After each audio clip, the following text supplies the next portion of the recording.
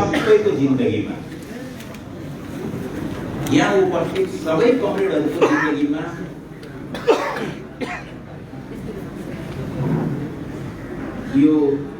यो उपस्थिति असाध्यै विशिष्ट उपस्थिति हो। जतिखेर आफ्नै पार्टीको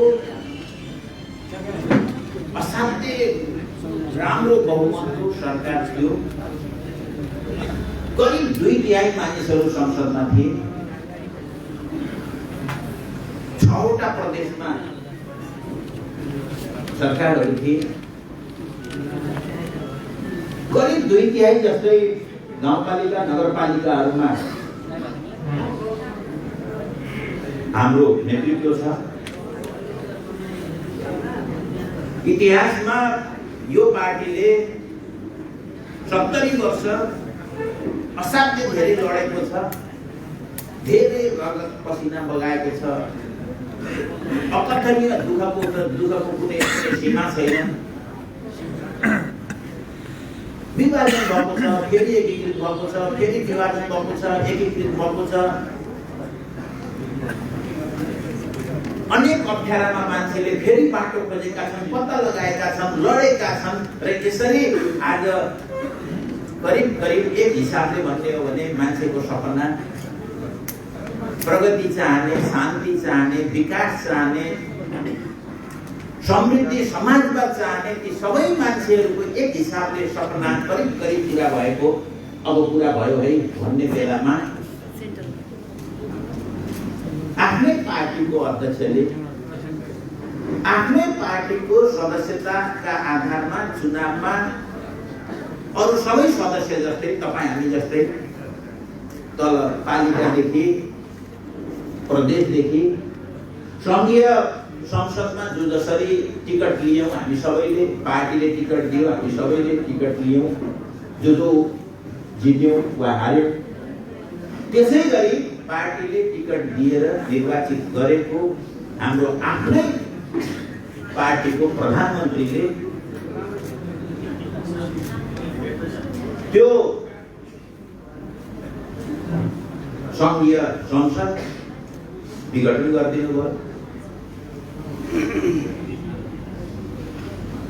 मैले त्यसपछि उहाँलाई भनेको थिएँ, कमरेड यो कुनै कारण अर्को कुनै कारण देखाउन सकिँदैन, तपाईँले यस्तो किन गर्नुभयो भन्ने कुरा त कसैले बताउनै सक्दैन कमरेड। हाम्रो बाआमाले भन्नुहुन्थ्यो भाग्य फुटेको भनेर, कमरेड तपाईँले भाग्य फुटाल्नु। मैले यही भनेको थिएँ उहाँलाई। जतिखेर यो निर्णय गरियो, जतिखेर सङ्घीय संसद विघटन गरेको पहिलो सूचना आएको छ, उहाँसँगै थिएँ मैले भने कमरेड तपाईँले नेपाली जनताको भाग्य फुटाउनु।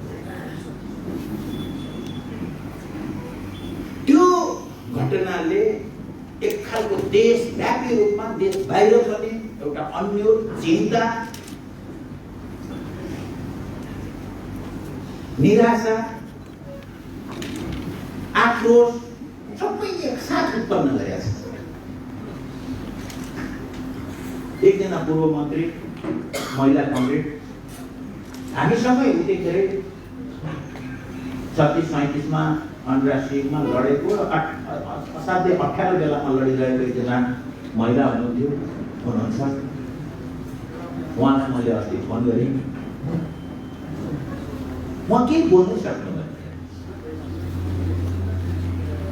पक्षधरताको हिसाबले हो भने कमरेड ओलीलाई नै उहाँले पार्टीमा सधैँभरि सहयोग गर्दै आउनुभएको हो। उहाँ केही बोल्नै सक्नुभयो। दुर्भाग्य भयो कमरेड, दुर्भाग्य भयो, त्यति मात्रै भन्नुभयो। उहाँको गला अवरुद्ध भयो।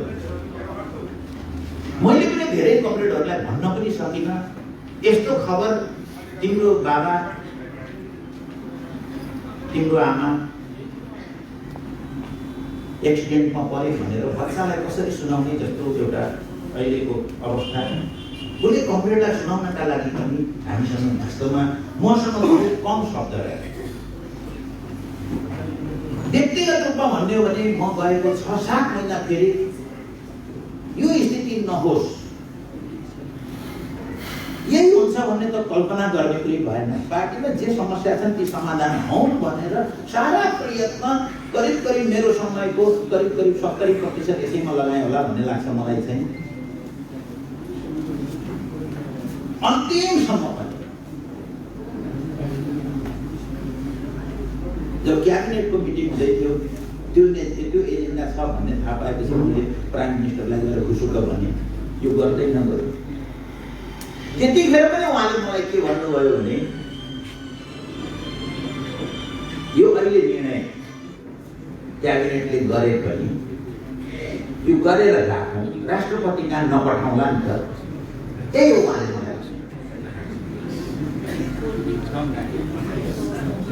अहिले यो निर्णय गरेर राख्नु, राष्ट्रपति कहाँ नपठाउँदा हुन्छ नि त, जारी नगर्दा हुन्छ नि त सम्म भन्दै हुनुहुन्छ। मैले यो गर्नुहुन्छ भने त मलाई साँच्चीको लागेको थिएन। म सम्पूर्ण इमानका साथ तपाईँहरूसँग भन्छु, मलाई लागेकै थिएन। उहाँले तर्सामा केही गर्न भन्दै हुनुहुन्छ। यो धर्मको गर्छ भनेर त मैले कसैले गर्छ भनेर मलाई लागेकै थिएन। त्योभन्दा 2 दिन अगाडि राष्ट्रपतिका 2 दिन अगाडि कि 3 दिन अगाडि 1 गते पुस 1 गतेको दिन चाहिँ राष्ट्रपतिका एउटा 90 जना सांसदहरूको एउटा अधिवेशन बोलाउनका लागि निवेदन गर्यो। म बैठकमा स्ट्यान्डिङ कमिटीको बैठक, स्थायी कमिटीको बैठक पनि त्यही बेलामा थियो। म स्थायी कमिटीको बैठकमा गएँ। त्यहाँ त बडा अलि असहज देख्छु। मैले सोधेँ के भयो भनेर। त्यहाँ खासै केही बुझिनँ मैले। म अरू साथीहरूलाई खोज्न बाहिर निक्लेँ। एकजना साथीले भन्नुभयो राष्ट्रपतिका केही साथीहरू गएर निवेदन हाले। वास्तवमा म त्यसरी हडबडाएँ। त्यस पछाडि र साथीहरूलाई कुराकानी गरेँ। त्योभन्दा 2 दिन अगाडि अध्यादेश जारी भएको थियो, त्यसको खलबली छँदै थियो। अनि म गएर केही साथीहरूसँग कुराकानी गरेँ। अहिले उतापट्टि रहेका साथीहरूसँग कुराकानी गरेँ। मैले सुरुमै भने म नि तपाईँहरूसँग म असाध्यै हडबडिएको थिएँ र मैले भने अब एउटा काम गरौँ, यो अध्यादेशको फिर्ता गरौँ, राष्ट्रपतिको अनि ती साथीहरू तयार भए। यसो भन्दाखेरि फेरि अब हामी यो र त्योमा उभिएका छौँ। तर उता रहेका साथीहरू ती सबै यो गराउनका लागि लागेका साथीहरू हुन् भन्ने मलाई अहिले पनि लाग्दैन। किनभने उनीहरू धेरै साथीहरू यो समस्या समाधान होस्, यसरी नचर्कियोस् भन्ने नै उहाँहरूको विचार थियो। हुन्छ भन्नुभयो। अनि म गएर प्रचण्ड कङ्ग्रेससँग गएर सोधेँ, अध्यक्ष कङ्ग्रेस यी दुइटै फिर्ता। उहाँले भन्नुभयो होइन, उहाँले फिर्तै लिनुहुन्न, त्यो अध्यादेश फिर्ता लिनुहुन्न, उहाँले फिर्ता अध्यादेश लिनुहुन्छ भनेदेखि त भइगयो नि त भन्नुभयो। म फेरि गएर उतापट्टि भने छलफल सुरु भयो र हामीले छलफल गरेर यी दुइटै फिर्ता गर्ने भनेर अध्यादेश फिर्ता गर्ने भनेर एउटा सहमति गरियो। त्यस पछाडि बैठकमा बसियो। बैठकले त्यो निर्णय गर्यो, सर्वसम्मति निर्णय भयो। उहाँले अध्यादेश फिर्ता गर्नुभयो। कमिटीमा निर्णय भयो, तर क्याबिनेटबाट फिर्ता गर्नु भएन। हामी मन्त्रीहरूले के सोच्यौँ भन्दाखेरि अगाडि पनि उहाँले एक हिसाबले भन्दा झुक्याएर यो गर्नुभएको थियो। किनभने क्याबिनेटमा कुनै प्रस्तावै ल्याउनु भएन, अध्यादेश जारी गर्ने प्रस्तावै आएको थिएन। बैठकबाट निक्लेपछि 4 घण्टापछि थाहा पाइयो हामीले कि अध्यादेश गयो। अब पछि अर्को बैठक बस्यो, क्याबिनेटको बैठक बस्यो। मलाई चाहिँ के लाग्यो भन्दाखेरि उहाँले बैठकमा ल्याउनु भएन त्यो फिर्ता गर्ने। पार्टीमा निर्णय भइसकेको छ, तर बैठकमा ल्याउनु भएन। त्यो नल्याएको कुरामा अलिअलि गाली चल्यो, किन आएन। म फेरि पनि के भने पहिला हामीलाई थाहा नदिकन ल्याउनु भएको थियो, थाहा नदिकन फिर्ता गर्ने होला भन्ने लाग्यो मलाई। मैले यही भने मलाई त्यति सजिलो लागेन होला। आफैले ल्याएको अध्यादेश पहिले पनि त्यही अध्यादेश ल्याउनु भएको थियो। वैशाखमा वैशाख कमिटी अध्यादेश ल्याउनु भएको थियो। त्यतिखेर पनि हामीले विरोध गरेका थियौँ केही मन्त्रीहरूले। फिर्ता गर्नुभयो होला, गर्नुहुन्छ होला भन्ने भयो। भरे त त्यसको बैठक राखेर, त्यो संवैधानिक परिषदको बैठक राखेर भट्टा निर्णय गर्नुभएछ। बैठकमा गएर के भन्नुभयो भने मैले कुनै निर्णय गरेको छैन, बैठकमा गएर भन्ने हो मैले कुनै निर्णय गरेको छैन भनेर भन्नुभयो। अनि यही कमरेडहरूले प्रश्न उठाउनु तपाईँ निर्णय गर्नु पर्यो भनेर भन्दा ए बाबा म प्रधानमन्त्रीले निर्णय थाहा छैन भनेपछि थाहा छैन भनिदिनु। मेरो भनाइ त्यसरी यस्ता अनेक अन्तर्खातिर जोगाउँदै लिएर आएको छौँ। अन्त्यतः हामीले सकिएन। यस अर्थमा यो उपस्थिति मैले भन्दैछु एउटा विशिष्ट उपस्थिति हाम्रो लागि एउटा असाधारण एउटा ग्लानीको कुरा पनि हो, पर्ने कुरा पनि हो कि आफ्नै पार्टीको अध्यक्ष प्रधानमन्त्रीले यत्रो सम्भावना छँदै यो सब गर्छ भनेर कसैले सोच्न सक्ने कुरै थिएन। आज त्यस्तो विषयमा हामी छलफल गर्न यहाँ आएका छौँ। त्यसले गर्दाखेरि मैले चाहिँ यसलाई अलिक विशिष्ट हो है, यो इतिहासको धेरै पछिसम्म सम्झिरहने कुरा छ है। इतिहासमा दुई तरिकाले सम्झिनेछ सम्भावनाको हिसाबले। या त आज हामी उपस्थित छौँ, देशभरि यसै गरी साथीहरू उपस्थित छन् र आज हामीले गर्ने फैसलाले जे भएको छ यसलाई हामीले ठिकठाक पार्छौँ, ढेगानमा ल्याउँछौँ र पार्टीलाई एउटा डरलाग्दो दुर्घटनाबाट जोगाउँछ, सम्भावनाबाट जोगाउँछ, ध्वस्त हुनबाट, यो मुलुकलाई ध्वस्त हुनबाट, संविधान खत्म हुनबाट जोगाउँछ। या त हामीले सक्दैनौँ, हामी बाँचेको पिँढीले यो सक्दैनौँ। आज अलिकति जानेका बुझेका भनेका हामीले हाम्रो केही सिप लाग्दैन र यो मुलुक हामीले देखादेखि यो सत्यानाशतर्फ जान्छ।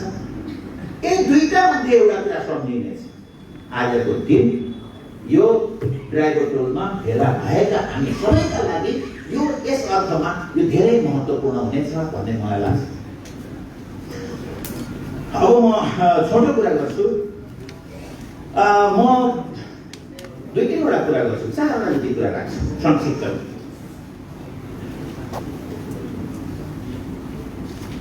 हाम्रो भनाइ चाहिँ एउटा विज्ञ सुखीमा धिकम भन्छौँ। सबै जानकारै भएपछि किन धेरै कुरा गर्नु पर्यो र भनेको यो किन धेरै भनेर कुरा गर्दाखेरि चाहिँ मैले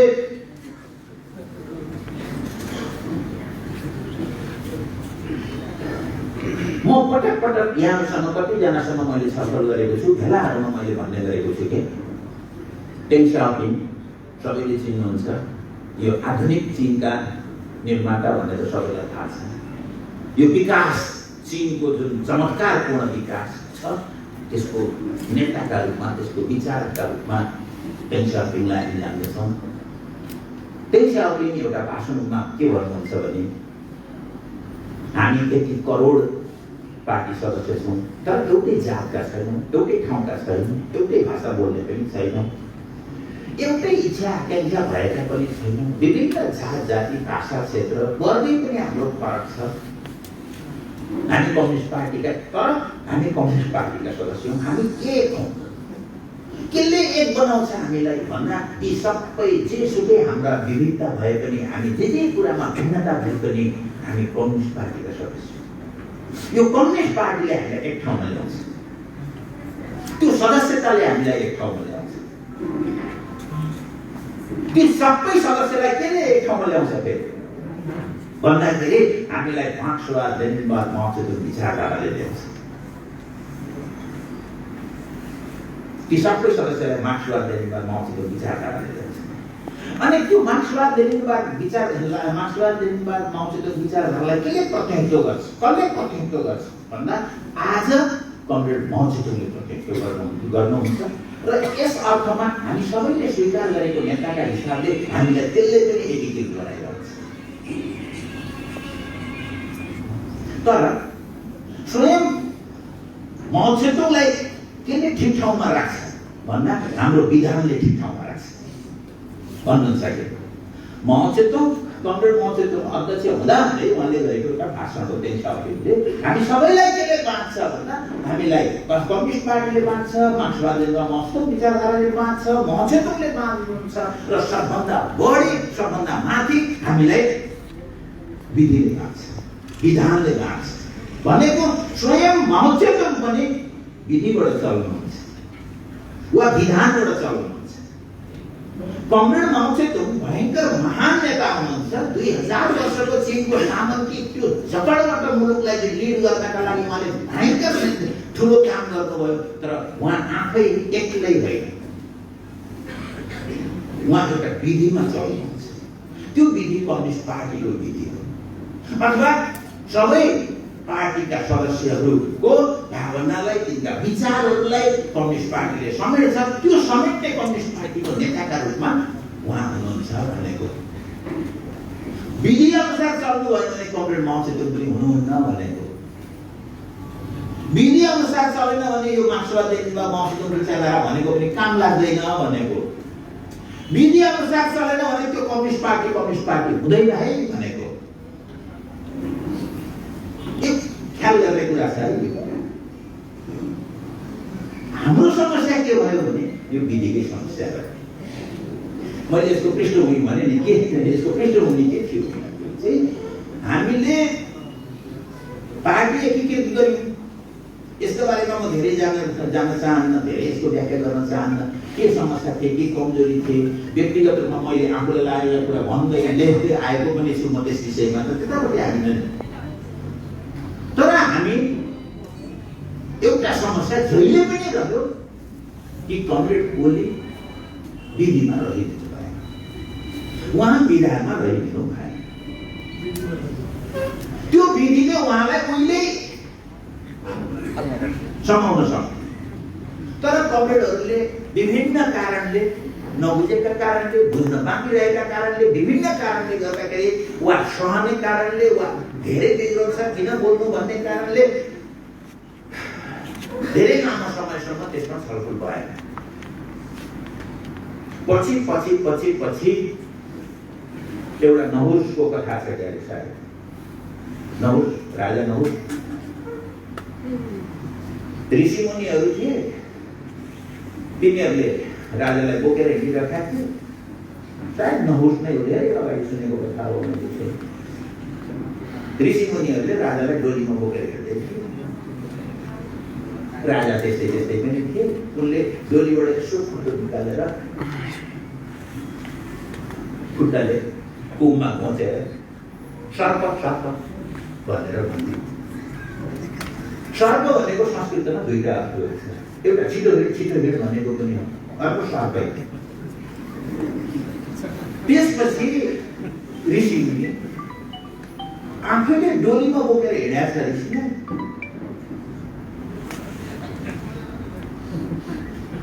लातो लगाइदियो, बोल्छ छिटो गर।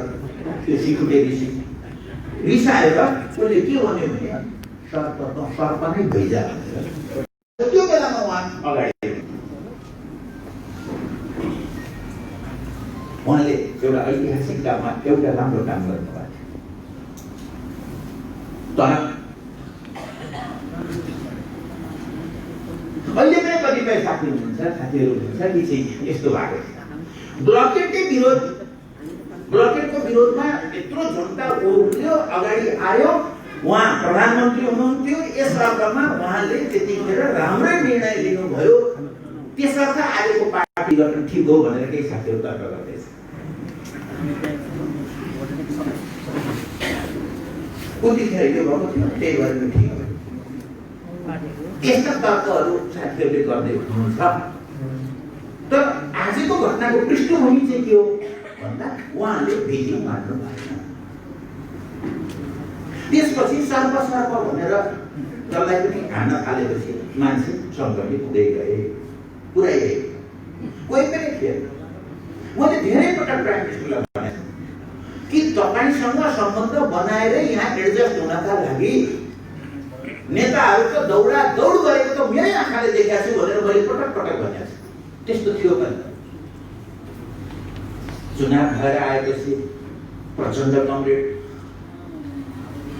खुला कुरा थियो पर्सनली भन्यो भने मेरा धेरै असहमति थिए चुनावको लगत्तै पछि तर प्रचण्ड कमरेडलाई देख्ने कि उहाँ त ओली कमरेडसँग सम्बन्ध बनाउन जरुरत नछ भाजप कमरेडहरूसँग ओली कमरेडसँग सम्बन्ध बनाउन जरुरत सबै किनभने त्यो ओज त्यो प्रभाव त्यो सारा कुरा थियो त्यो स्वाभाविक पनि हो भन्छु मैले तर सबैलाई जो नजिक आएर मलाई चाहिँ उहाँले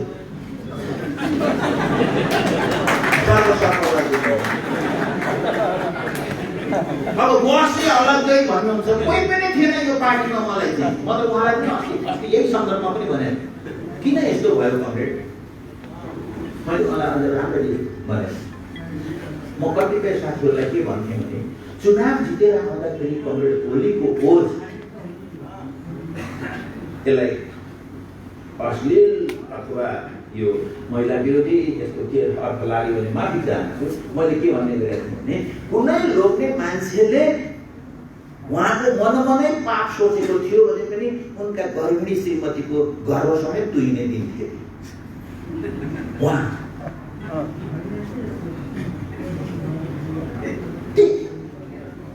अथवा भयो कि भन्दा उहाँले सबैलाई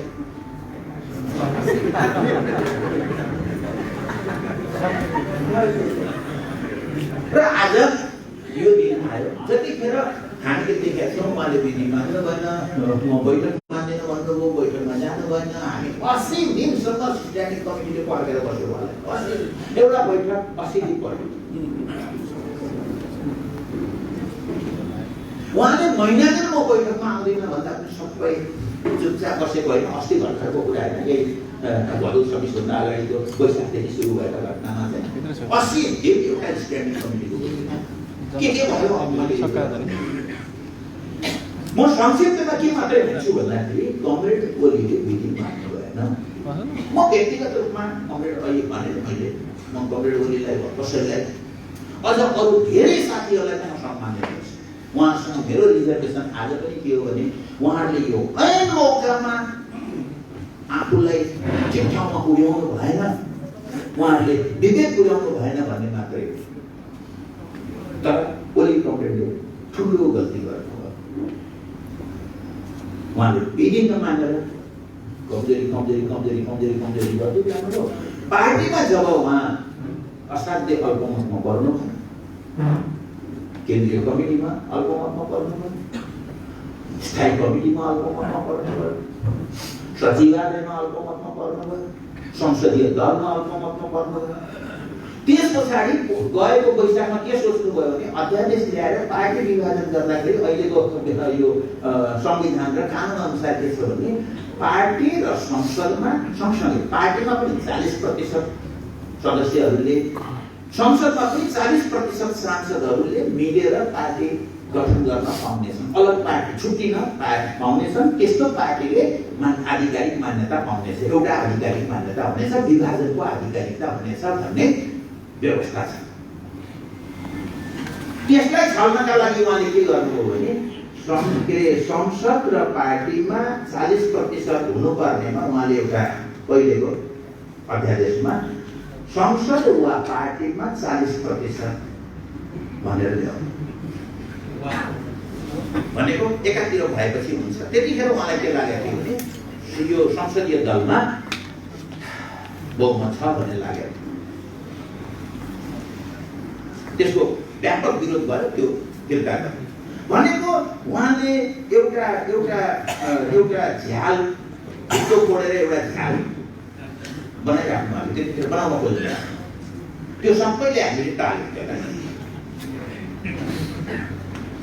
अहिले आउँदाखेरि के भयो भन्दाखेरि उहाँले पार्टीमा पनि 40% भएन संसदमा पनि 40% भएन गणना गर्न बाँकी छ पार्टीमा 30% पनि गाह्रो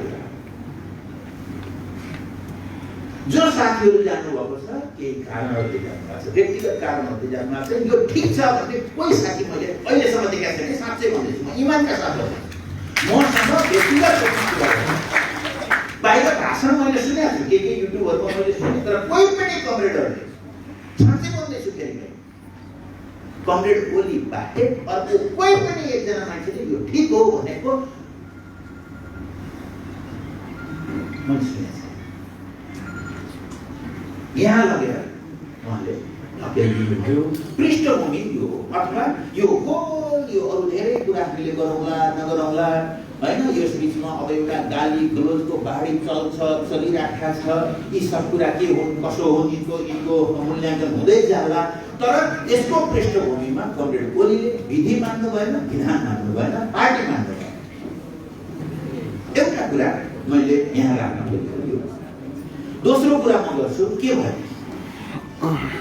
भयो भन्दाखेरि अघि हाम्रो वंशरी कमरेडले विधानमा पढेर सुनाउनु।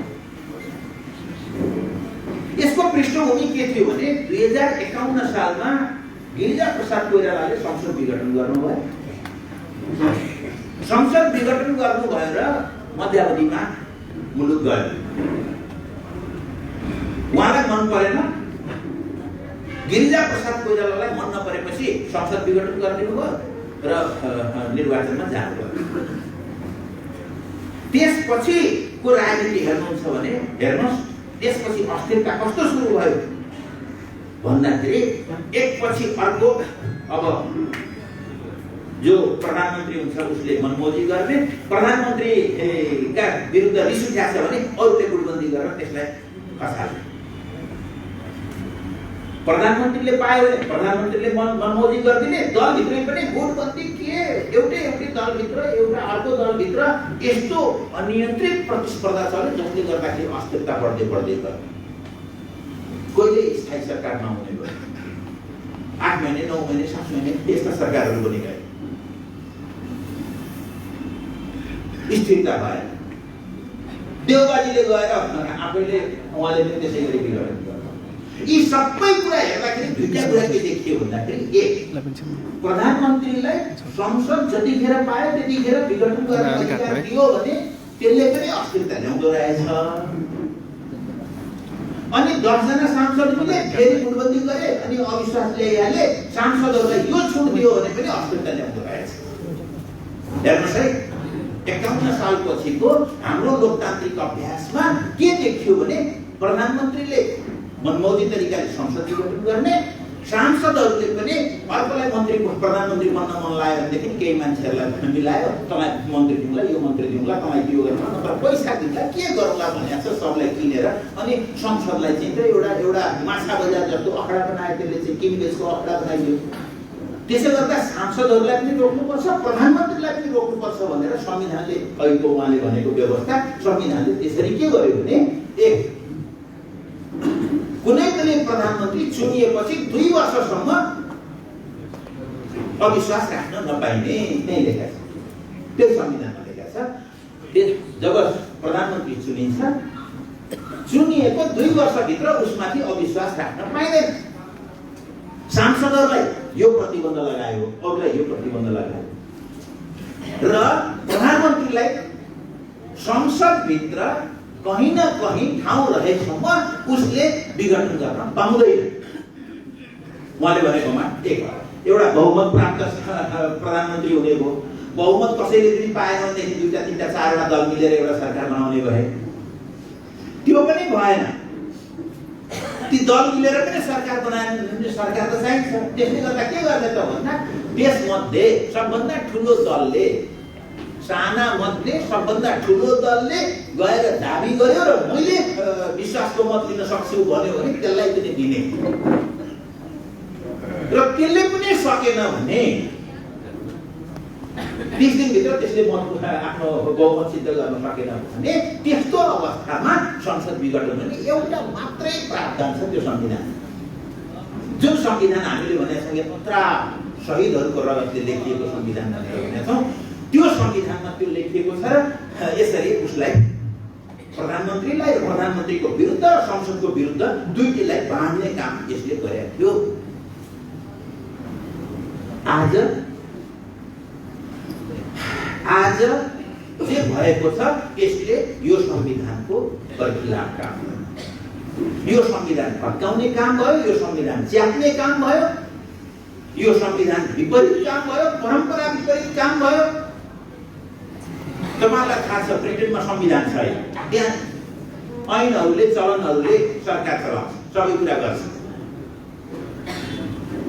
सबभन्दा एकदमै स्वतन्त्र भनेको जतिखेर पायो त्यतिखेर अविश्वास पनि हाल्न पाइने, जतिखेर पायो त्यो प्रधानमन्त्रीले उसले विघटन पनि गर्न पाउने, त्यो संसदीय प्रजातन्त्रको जननी भनिने ब्रिटेनमा त्यो अस्ति भनेको करिब 9 वर्ष अगाडिसम्म त्यसको चलन थियो। र त्यस पछाडि ब्रिटिसहरूले त्यो खाली ब्रिटेनमा समेत अस्थिरता भएको कारणले गर्दा अब यसो गर्न भएन भनेर सबै दलको सहमतिमा मात्रै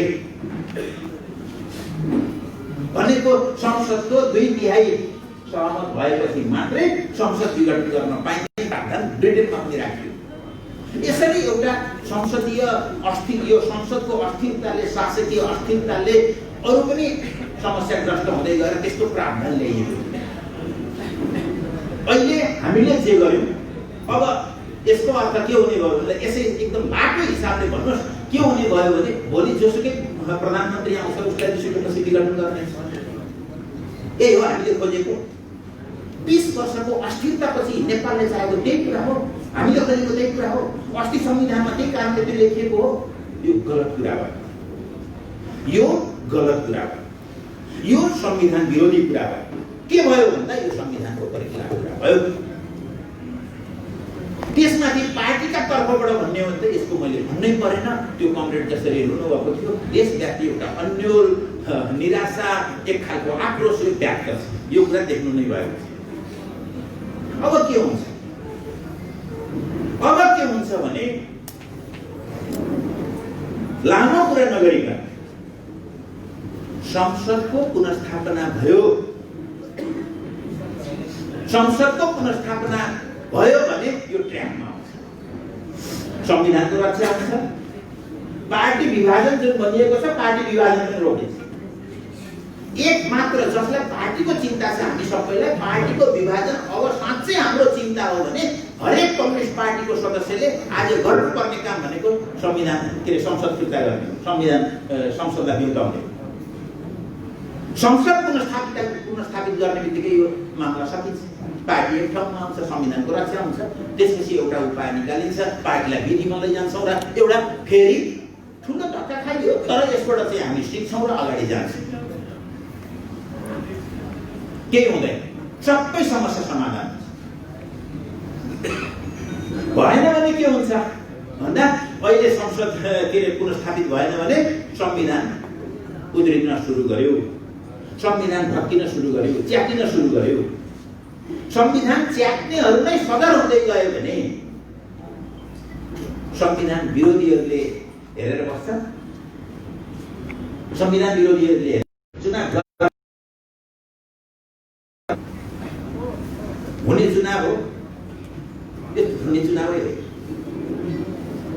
किनभने मैले यही भन्ने गरेको छु कि यसको के कारण एउटा बताइएको छ भने किन संविधान विघटन भयो।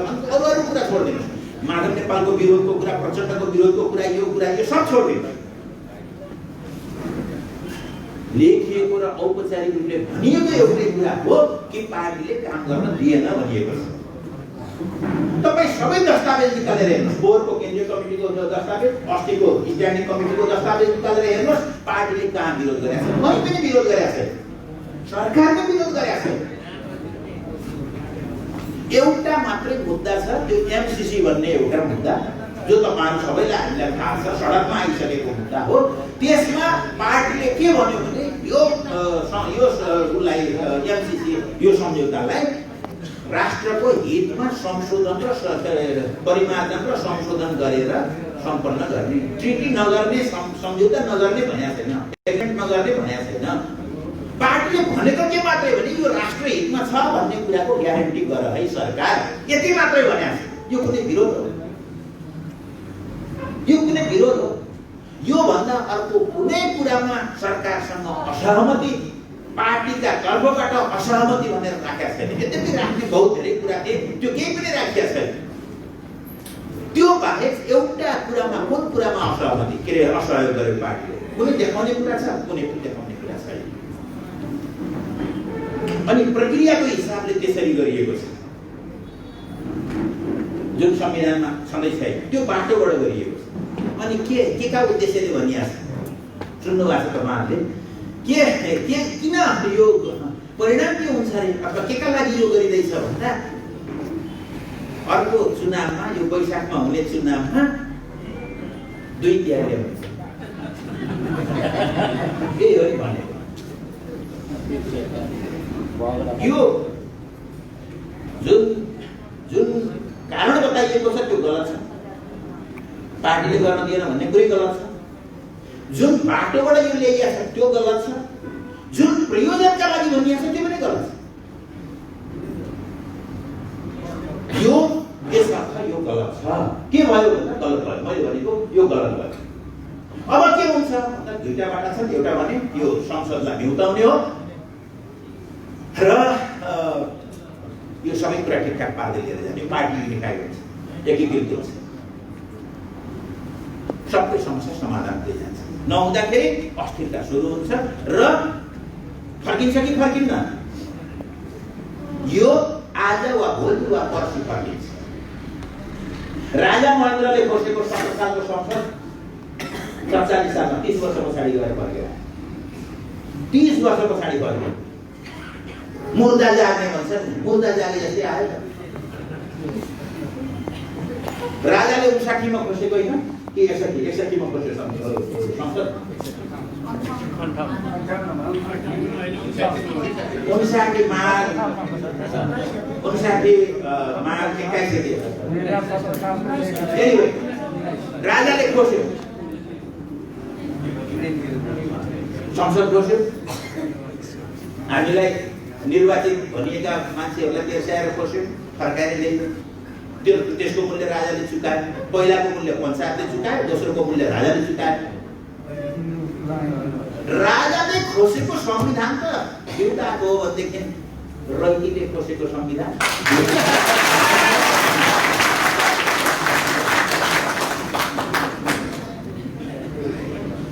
राजासँग त खोस्ने अधिकार थियो। संविधानमा खोज्न सक्छ भनेर लेखेको छ क्या, त्यहाँ चाहिँ 15 सालको संविधानमा भन्नुहुन्छ भने राजाले सबै थोक गर्न सक्छ। देउवाले गरेको विघटन पनि देउवाले प्रधानमन्त्रीले विघटन गर्न पाउने भनेर लेखेको छ।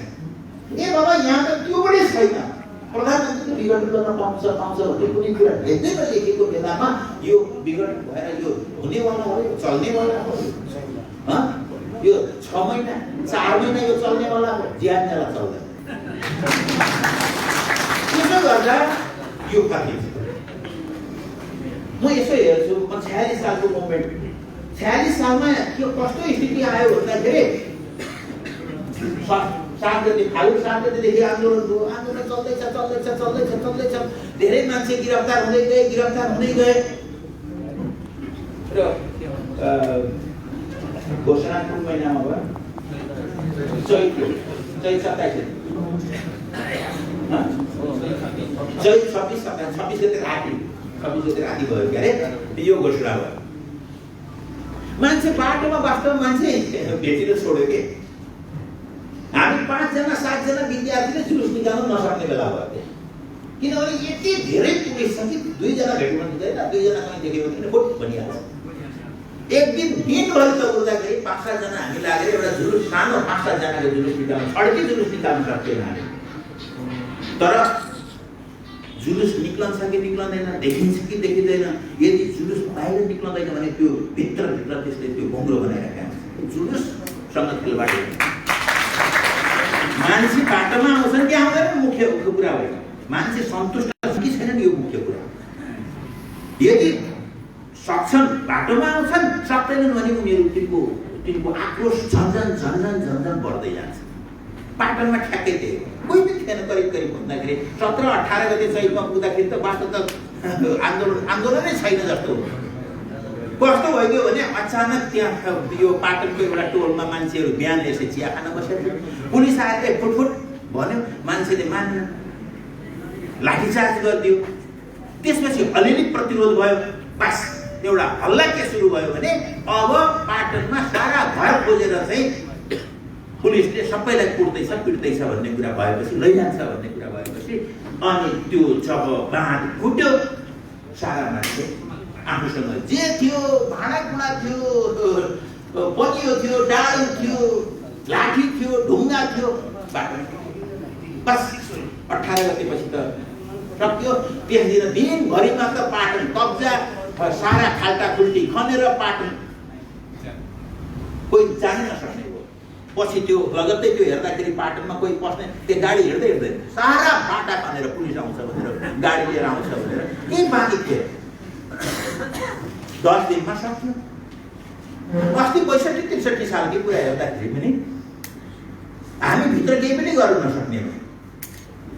भित्र कर्फ्यू लाग्यो रिङ रोड, अनि हामी बाहिर जुलुस निकाल्दैछौँ सबै वरिपरि त्यहाँ होइन, चाबेलदेखि यता बुढा नीलकण्ठ यता सबै थियो। अब हाम्रो प्रयत्न त्यो रिङ रोडमा पस्ने थियो। त्यहाँ कैयौँ दिनसम्म हामी त्यहाँ धर्ना बसिरह्यौँ। आज गएको छ बसेको छ, आज गएको छ बसेको छ, अलिकति पिट्यो पुलिसले, फेरि लखट्यो, फेरि त्यहीँ बस्यो। एक दिन सम्भवतः यो बालाजुतिरको एउटा जुलुस चाहिँ तोडेर निक्ल्यो। कति निक्ल्यो भन्दा कति लाख निक्ल्यो, त्यसको कुनै सीमा भएन। यो कुन दिन हो? 12 गते पुग्दा पैसा त्यस पछाडि त सक्यो। त्यसो गर्दा मान्छे बाहिर निक्लन्छन् कि निक्लँदैनन्? मान्छे यो सुनेर वास्तवमा धेरै मान्छे बाहिर निक्लनु पर्ने, सुनेर तुरुन्तै निक्लनु पर्ने। तर मान्छेले अझै पनि सोच विचार गर्दैछ। हामीलाई कहिले काहीँ के लाग्छ भने राजा ज्ञानेन्द्रले जुन दिन खोसे त्यस दिन सबैलाई के लागेको थियो नि, यी सब बदनाम छन्, यी नेताहरू सब बदनाम छन्, राजाले खायो 50 वर्ष खायो भन्ने आम चर्चा चल्यो। तर राजनीति त्यस्तो हुँदो रहेछ। जब राजनीति बिग्रन्छ त्यो ठुलाको मात्रै बिग्रदो रहेछ। जब त्यो गिटी कुटेर खानेले पनि सुख पाउँदैन नि, यिनको राजनीतिको बाचिटा त्यहाँ पुग्छ। यिनका बदमासीले त्यसलाई सघाउँछ, त्यसको दिन रात हातमुख जोड्ने कुरा सङ्कटमा पार्छ। त्यस पछाडि त त्यो त निक्लँदो रहेछ। जब मान्छेले बुझे तलकाले के गर्यो राजाले घोषणा गर्यो, नेताहरूलाई के गर्यो रे भन्ने थियो सुरुमा, त्यसलाई मतलब पनि थिएन। हेर्दैछ त्यो खान नपाउने, लाउन नपाउने, त्यो तिरस्कृत बहिष्कृत, ती सारा मान्छेले हेर्दै गयो, बुझ्दै गयो। त्यसले त आफ्नै जिन्दगीमा प्रभाव पार्दैछ, आफ्नो हिँड्ने ढुल्नेमा प्रभाव पार्दैछ, आफ्नो खाने लाउनेमा प्रभाव पार्दैछ। बस मान्छेले आङ तान्यो। जब मान्छे जनता आङ तानेर बाहिर निक्ल्यो, कसैका भाउको केही लागेन। पछि बुटवलको कुरा छ। सकेसम्म बुटवलको हाम्रो विरोध प्रदर्शन यो देशभरि, त्यस दिन हाम्रो देशभरि गर्दैछ, यहाँ मात्रै गर्दैछन्, देशभरि हामी विरोध प्रदर्शन गर्दैछौँ। अलि ठुलो विरोध प्रदर्शन शान्तिपूर्ण हुनेछ, विरोध प्रदर्शन हुनेछ। त्यसैले त्यसैलाई करिब त्यतातिर लिएर जान्छ। मैले अहिले पत्रकारहरूसँग भने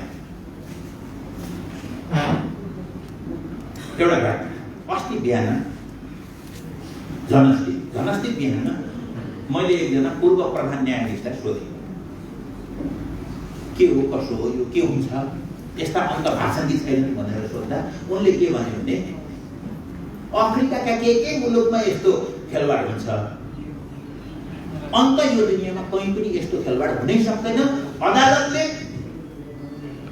यो विघटनलाई सदन गर्नै सक्दैन। उनले भनेको दोस्रो बुँदा अझै महत्त्वपूर्ण छ। ल मान्नुहोस् यो तिनै केही 1-2वटा अफ्रिकी मुलुकको अदालत जस्तै भयो भने यसलाई जनविद्रोहले खारेज गरिदिन्छ, यसलाई हटाइदिन्छ। भन्नुको अर्थ यो अदालत किन चाहिन्छ? सारा न्याय छ, इन्साफ छ, हामीले भनेको राम राज्य छ, त्यस्तै छ भने त अदालत चाहिँदैन। अदालत किन चाहिन्छ भने बदमासी भएपछि, अर्काको अधिकार मिचेपछि, आफ्नो नभएको अधिकार हो भनेर दाबी गर्न थालेपछि अदालत चाहिने हो, न्यायाधीश चाहिने हो। नत्र अदालत किन चाहिन्छ? कार्यकारिणीले, सर्वोच्च अदालत, यस्ता मुद्दा संवैधानिक अदालत किन चाहिन्छ भन्दा कार्यकारिणीले, प्रधानमन्त्रीले, कहिलेकाहीँ सांसदहरूले पनि, संसदले पनि अर्काको जनताको सीमा, जनताको अधिकार कुल्चन्छन् कि तिनले बल बिचाइ गर्छन् कि भनेर त्यहाँ अदालत राखेका छन्। सरकारको निर्णयको ठप्पा लगाउनका लागि कसैले खरिदार राखेको हो त्यहाँ सर्वोच्च अदालतमा? खरिदारहरूको संस्था होइन, यो त असाध्य सम्मानित लोकतन्त्रको एउटा पिलर। लोकतन्त्रको रक्षा गर्ने एउटा संस्था हो। जब लोकतन्त्रको संस्था रक्षा गर्ने संस्थाले आफ्नो काम गर्दिएन भने के हुन्छ? कहिलेकाहीँ भन्छन् नि मान्छे, अन्त गरेका पाप त काशीमा धौला, काशीमै पाप हुन थाल्यो भने कहाँ धुने हो? त्यसो गर्दा यो फर्किन्छ। यो अलिकति जनताको रगत खाएर मात्रै फर्किने हो?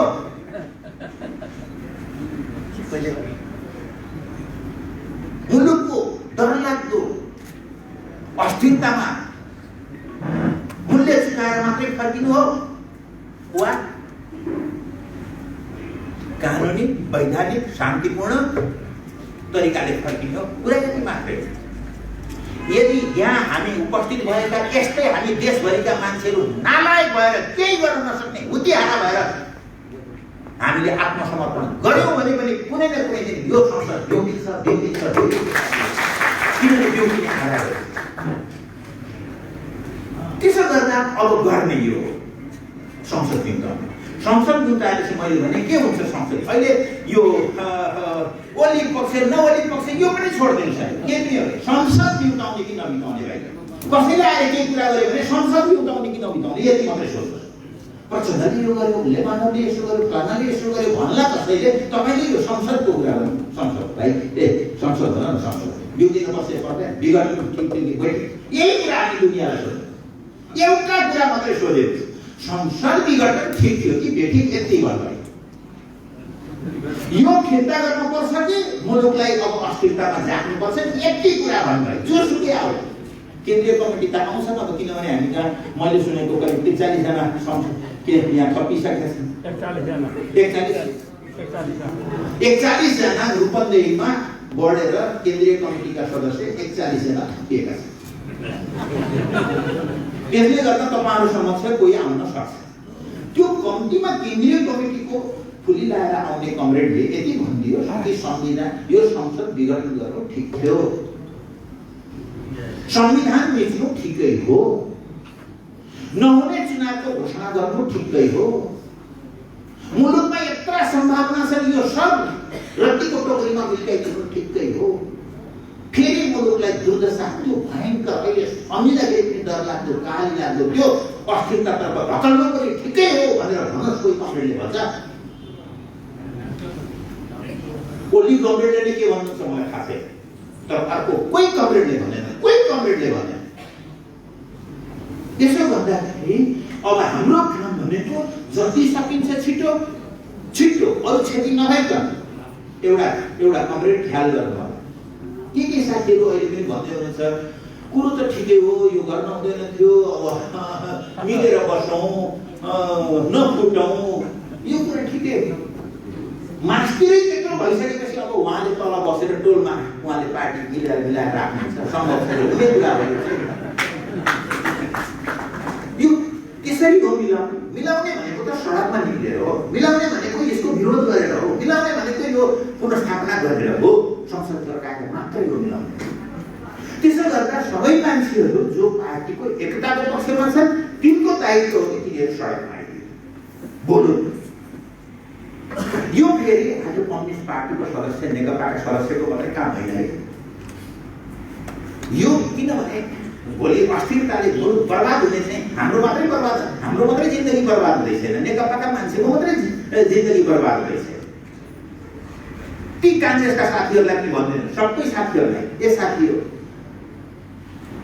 तपाईहरु महान जननेता बीपी कोइराला हुनुहुन्छ। बीपी कोइरालाको 2/3 सरकार के संसद हुँदाखेरि जम्मा 4वटा सिट भएको कम्युनिस्ट पार्टीको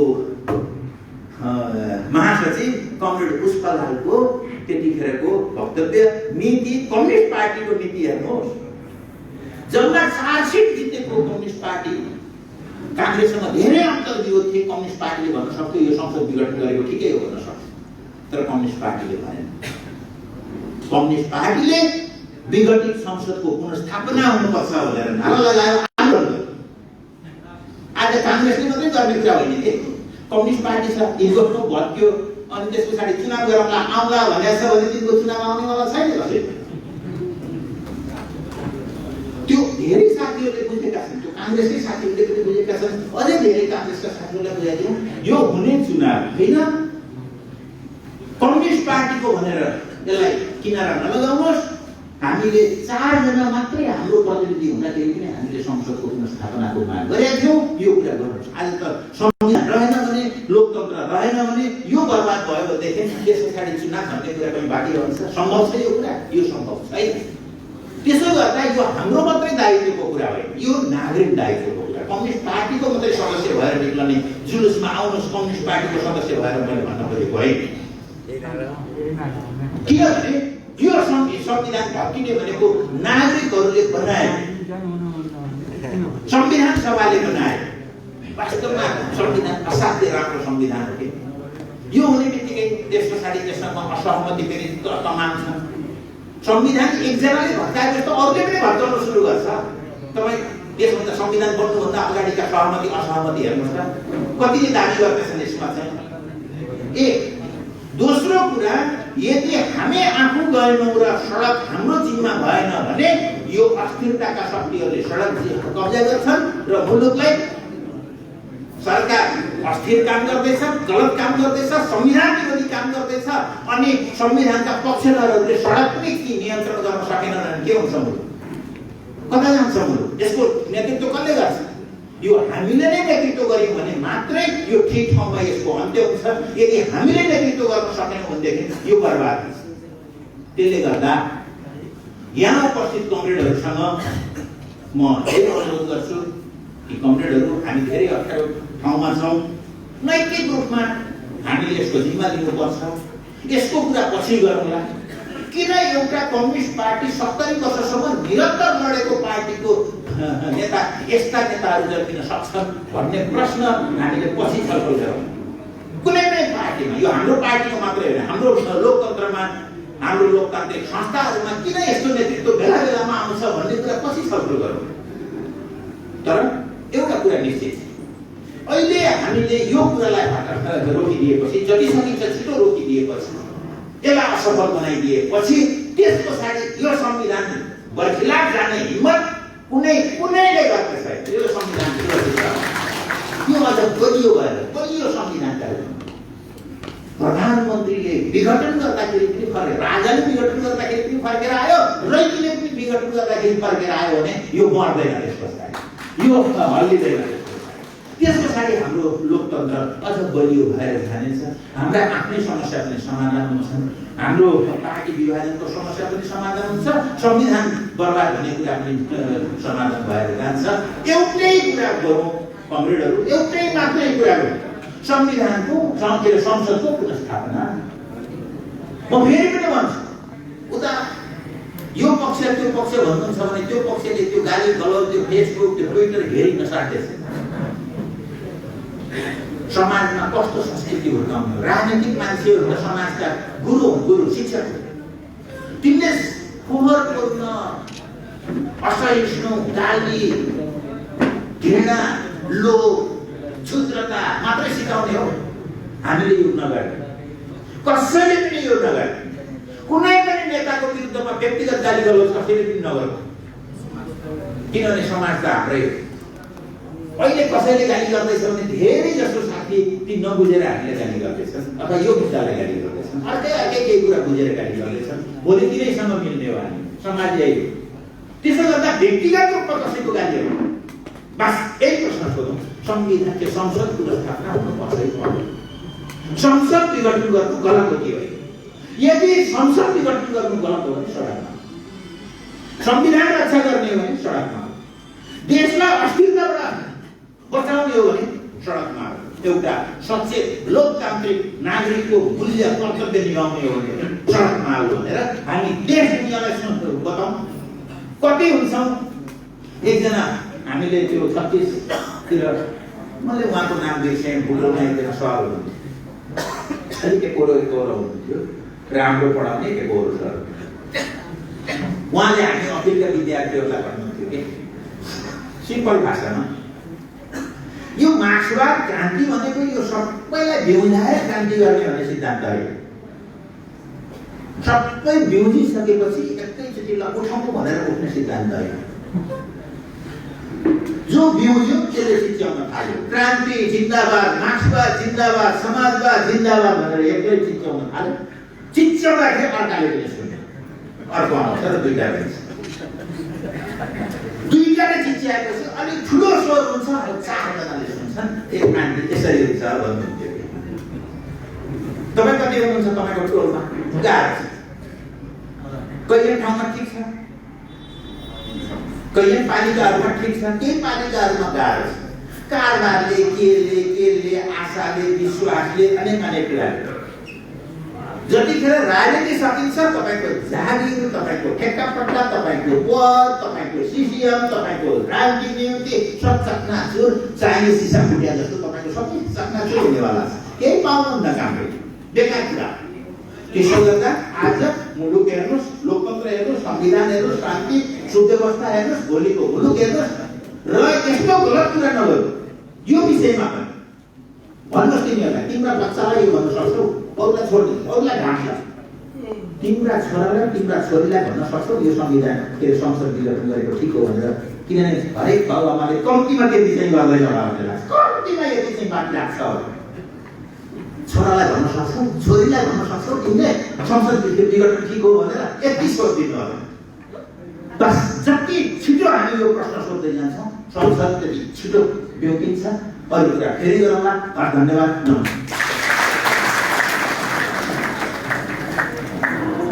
धन्यवाद तपाईँ घनश्याम भुषालज्यू।